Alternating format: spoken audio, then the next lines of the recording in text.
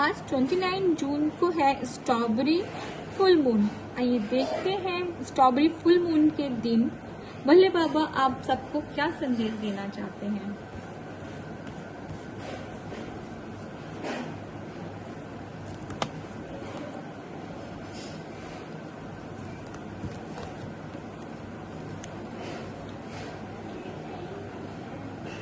आपके माइंड में जो भी एक डबल सिचुएशन, एक डबल थॉट चल रही थी, अब तक आप जिससे जूझ रहे थे, आपका उसकी वजह से अगर आप किसी चीज में कंफ्यूज थे तो आप अपने आप से, आपकी मेंटल सिचुएशन में ही आप मेंटली उस थॉट से लड़ रहे थे, उस सिचुएशन में लड़ रहे थे।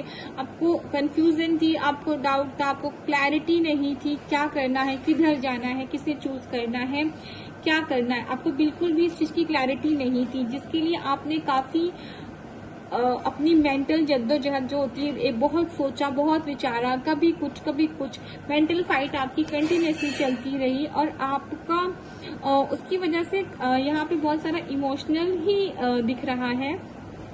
तो वैसे भी मून इमोशन का ही कारक होता है, तो यहाँ पे इमोशनल फीलिंग्स ही आ रही हैं, जिसकी वजह से आपका काफी दिल टूटा है।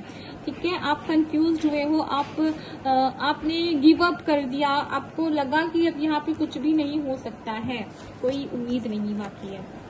ठीक है, और काफी कुछ आपने छुपाया भी है। ठीक है, इस रिलेशन में ये जो भी आपका है वर्क, वहां पे आपने काफी कुछ छुपाया है, काफी कुछ अपने आप से हाइड किया है। हालांकि यहाँ पे आपका इंट्यूशन बहुत अच्छा वर्क करता दिख रहा है, आप इंट्यूटिव हो, आप बहुत ही काबिल हो, आपने काफी सारी विद्याओं को भी आप जानते हो।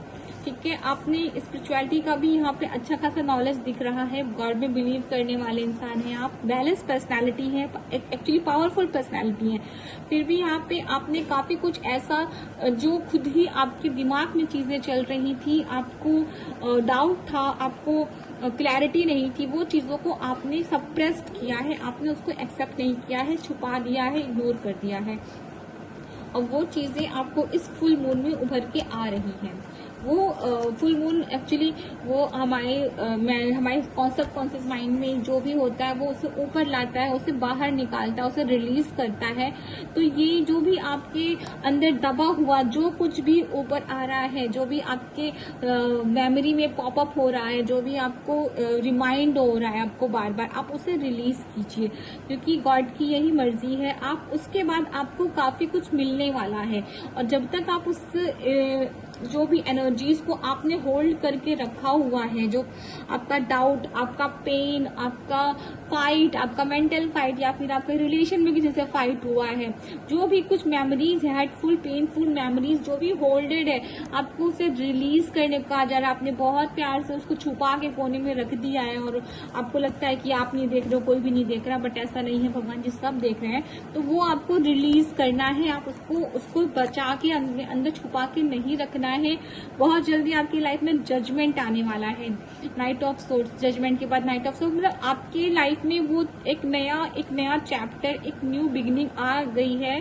आपको इस मेमोरी से आपको पूरा लेट गो करना है, कंप्लीटली लेट गो करना है उस एनर्जी से। अगर आप कांटेक्ट में नहीं हो, कैसे भी हो, तो आपको उस एनर्जी से कंप्लीटली लेट गो करना है। आपको भगवान का आपका यही है कि आपको उस चीज से लेट गो कीजिए, उसको रिलीज कीजिए और न्यू चीज को वेलकम कीजिए। आपके अंदर वो कैपेसिटी है, आप उसके बाद एक किंग की एनर्जी में आओगे, जो आपकी रियल पावर है, जो आपकी रियल स्ट्रेंथ है, जो कहीं ना कहीं आपने छुपा दी, आप उसको भूल चुके हो और आप इस सिचुएशन में आ गए।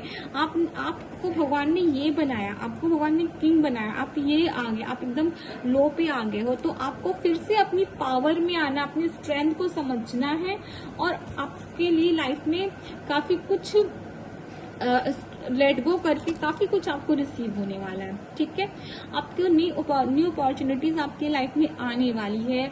बहुत सारे लोग यहाँ पे थोड़ा कम एज के भी हो सकते हैं, या फिर ये जो भी मेंटल इनका फाइट चला है वो बहुत ही इमेच्योर एनर्जी का था।